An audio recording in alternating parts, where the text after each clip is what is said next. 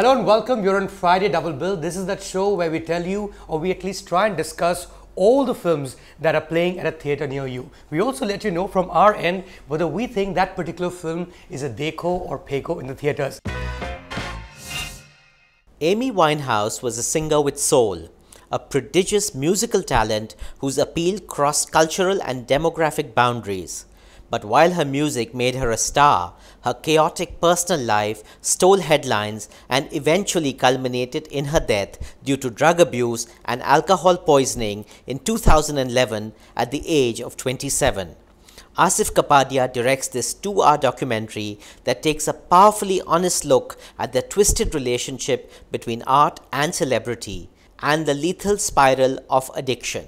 Well, Fahad, recently at least 2 movies I can remember which were biopics of musicians that I've seen, which were also documentary films. One was a movie on R.D. Burman, which was made by a gentleman called Brahmanand Singh. The other one was Martin Scorsese's film on George Harrison.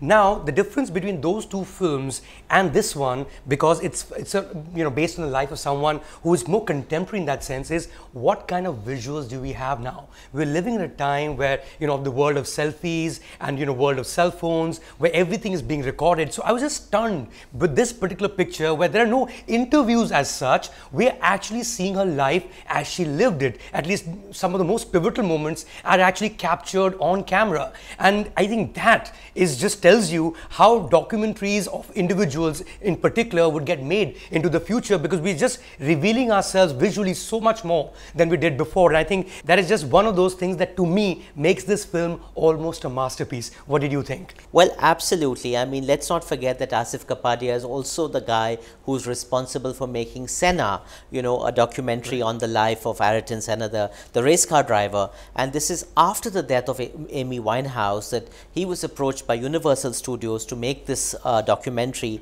And imagine the wealth of footage, as you said. I mean, these are people who've lived their lives documented on camera, whether it was on the iPhone, whether some cheap video camera, whether it's on any kind of format possible. This is a woman who was living her life completely, almost as if there was a trajectory that was destined to burn out. Right. And to die at the age of 27, that club that she's joined of Jimi Hendrix, of Jim Kurt Morrison, Cobain, of Kurt Cobain, of Janis Joplin. I mean, this is like a death wish coming true. And you as an audience are watching this and are part of that journey, and you're seeing her implode. And it's heartbreaking, and it's like, you want to just jolt her out of it, but obviously it's like watching the Titanic. You know what's going to happen, but you're just sitting there watching this train wreck unfold. Well, I mean, obviously the viewers know that this is a picture with, about life that is played out pretty much in public. We know exactly what happened to her. Also, at some level, it's not voyeurism. I think that needs to be made very clear to audiences who are watching this show. But, there are certain moments in this film that tell you exactly how pain is the flip side of art. And that's how the movie, goes from start to end. But then there are certain other moments that reveal so much about the personality. I remember that particular moment, I don't know if you loved it as much, was when she's backstage in the Grammys and the nominations are being announced and they say Justin Timberlake, and she's like, and then the album name was revealed, which is What Comes Around Goes Around. She's like, really, that is, those are the words? Because she's a huge, a pretty decent poet herself, and she makes fun of that. But when she actually wins the Grammy and then she thinks about, about how she can't celebrate because she can't do drugs anymore, and that it feels so boring to her, I think it reveals something about drug addicts too. I mean, it's not just dissent. You actually enjoy it too, but of course,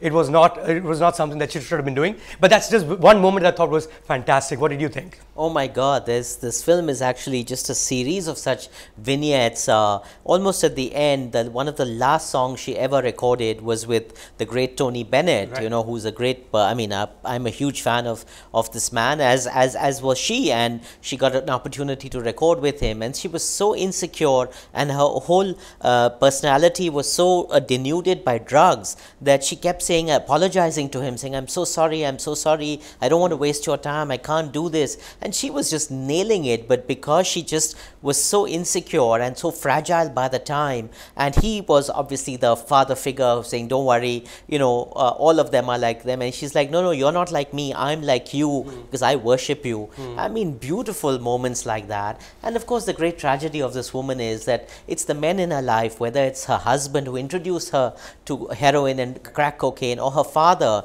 who completely was absent. He comes across as the villain in the piece. Actually. I mean, both of them, they're just such complete vermin, that it's not a very good week for men as far as, this is concerned. And really, it's just a tragedy, and it's a universal tragedy. Well, so far as the verdict goes, while it's a documentary and a lot of people don't enjoy watching documentaries on the big screen, but this one, whether or not you're a fan of Amy Winehouse, I think you'll love it. Please watch in the theater. Please watch it this weekend. Absolutely. These are the kind of films that will stay with you for a long, long time, regardless of whether you are a fan or not. It's a human experience, and I urge you to submit to that. Well, that was Friday Double Bill, guys. Do let us know what you thought of the movies. Do let us know what you think of the show. And yes, please do subscribe to the channel.